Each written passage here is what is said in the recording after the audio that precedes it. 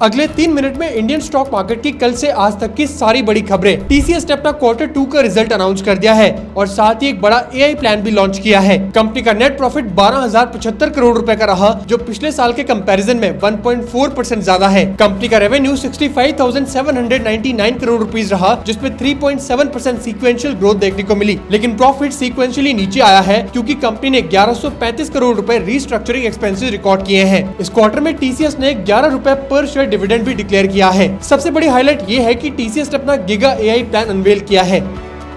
LG electronics India के IPO ने history बना दी है। आईपीओ के सिर्फ 3 दिन के अंदर ही सब्सक्रिप्शन ने धमाका कर दिया।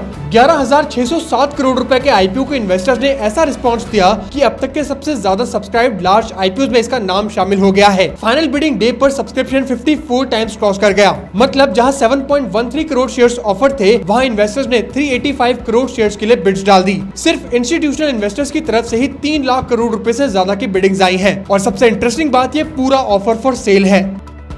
इलॉन मस्क ने एक्स ट्विटर सीईओ पराग अग्रवाल के साथ केस सेटल कर लिया है। इलॉन मस्क और एक्स कॉर्पोरेशन ने अपने एक्स सीईओ पराग अग्रवाल और 3 टॉप ऑफिशियल्स के साथ सेटलमेंट कर ली है। ये सेटलमेंट $128 मिलियन को लेकर थी। अभी सेटलमेंट के एग्जैक्ट टर्म्स डिस्क्लोज नहीं किए गए हैं, लेकिन फेडरल कोर्ट फाइलिंग में कंफर्म हुआ है कि दोनों पार्टीज एग्रीमेंट पर पहुंच चुकी हैं।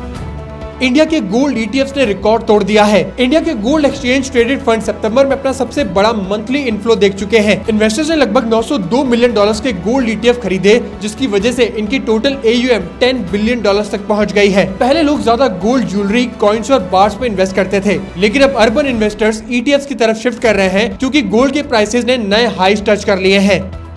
इंडिया बनाने जा रहा है अपने खुद के रेयर अर्थ मैग्नेट्स। सरकार अब 7,350 करोड़ रुपए का एक बड़ा प्लान लॉन्च करने वाली है, जिसका एम होगा रेयर अर्थ परमानेंट मैग्नेट्स की डोमेस्टिक मैन्युफैक्चरिंग को बूस्ट करना। ये magnets EVs, electronics, wind energy और डिफेंस जैसे सेक्टर्स के लिए सुपर इंपॉर्टेंट होते हैं। अभी इंडिया इन मैग्नेट्स के लिए इम्पोर्ट्स पर डिपेंडेंट है और चाइना के एक्सपोर्ट रिस्ट्रिक्शंस के बाद सप्लाई और भी टाइट हो गई है।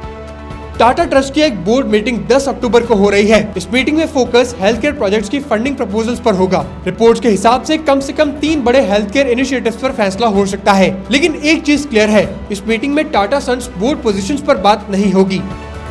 अकासा एयर की को-फाउंडर और senior VP for international operations Neelu Khatri ने अपनी पोस्ट से रिजाइन कर दिया है। एयरलाइन ने कंफर्म किया है कि नीलू खत्री अब अपनी प्रोफेशनल जर्नी में एक नए डायरेक्शन में जाना चाहती हैं, लेकिन अभी तक उनके फ्यूचर प्लान्स डिस्क्लोज नहीं किए गए हैं। ये एग्जिट इंपॉर्टेंट है क्योंकि नीलू खत्री एयरलाइन की फाउंडिंग टीम का हिस्सा थी। एयरलाइन ने साफ कहा है कि इस रेजिग्नेशन से उनके एक्सपेंशन प्लान्स पर कोई इम्पैक्ट नहीं पड़ेगा। तो ऐसे और वीडियोस के लिए फॉलो ASM इंडिया।